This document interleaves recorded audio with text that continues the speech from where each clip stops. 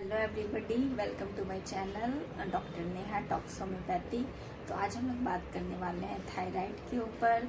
जानेंगे कि क्या होते हैं, इसके सिम्टम्स जो है वो हमें क्या क्या देखने को मिलते हैं। साथ ही बात करेंगे कि होम्योपैथी की ऐसी कौन कौन सी दवाइयाँ हैं जो थायराइड में जो है वो काफ़ी प्रभावशाली जो है वो मानी जाती है। थायराइड जो है वो एक ऐसी ग्रंथि है, एक ऐसी ग्लैंड है जो कि हमारे गले के सामने वाले हिस्से में जो है वो होती है।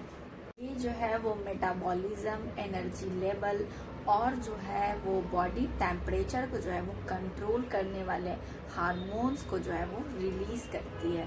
जब जो है वो इसके काम करने में जो है वो गड़बड़ी होती है, तब ये दो तरह के जो है वो रूप ले लेती है। पहला हमारा होता है हाइपोथायराइडिज्म, जिसमें कि हार्मोन्स की जो है वो कमी हो जाती है।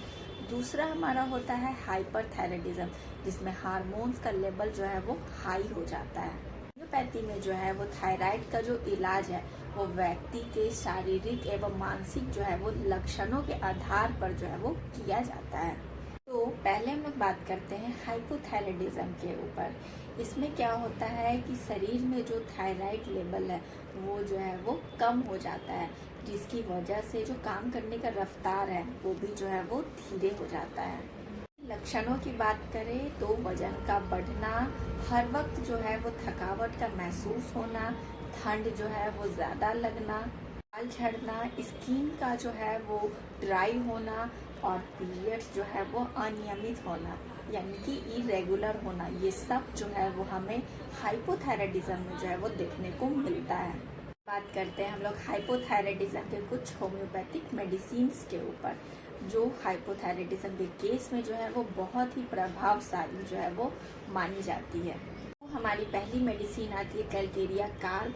ये बेसिकली उन लोगों के लिए है जिनमें थायराइड का लेवल जो है वो कम हो गया है और पेशेंट बताते हैं कि उन्हें जो है वो ठंड ज़्यादा लगती है और उनका वज़न जो है वो आसानी से जो है वो बढ़ जाता है। दैन उस केस में हमें जो है वो कैलकेरिया कार्ब देने हैं। हमारी दूसरी मेडिसिन आती है ग्रेफाइटिस।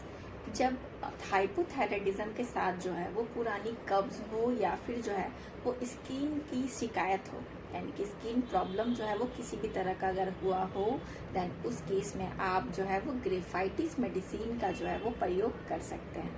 हमारी तीसरी मेडिसिन आती है सीपिया। ये बेसिकली जो है वो महिलाओं के लिए जो है वो बेहतरीन मेडिसिन मानी जाती है, खास करके उन्हें जो है वो अगर इरिटेबिलिटी हो हाइपोथायराइडिज्म के साथ और उनके पीरियड से रिलेटेड जो है वो समस्याएं हो रही हो, देन उस केस में आप जो है वो सीपिया मेडिसिन का जो है वो प्रयोग कर सकते हैं। हमारी चौथी मेडिसिन आती है थायराइडिनम। ये जो है वो थायराइड ग्लैंड के फंक्शन को नॉर्मलाइज करने में जो है वो मदद करती है।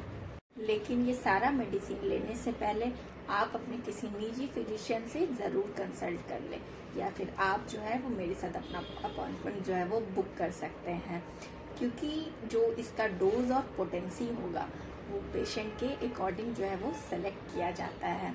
आज के वीडियो के लिए इतना ही। अगले वीडियो में हम लोग बात करेंगे हाइपरथायराइडिज्म के ऊपर। तब तक के लिए आप लोग जो है वो मेरे साथ ऐसे ही बने रहिए।